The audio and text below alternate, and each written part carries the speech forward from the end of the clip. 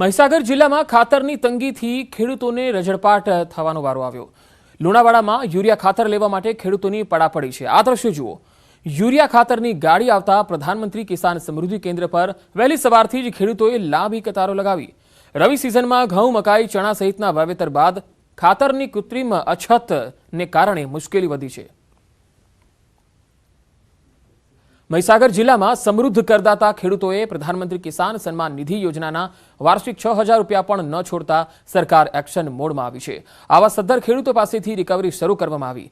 મહીસાગર જિલ્લામાં સમૃદ્ધ કરદાતાઓએ ખેડૂત બનીને પ્રધાનમંત્રી સન્માન નિધિ યોજનાનો લાભ લીધો।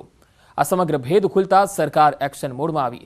આવા સદ્ધર કરદાતા ખેડૂતો પાસેથી રિકવરી કરવાના આદેશ પણ આપવામાં આવતા રિકવરી શરૂ કરવામાં આવી।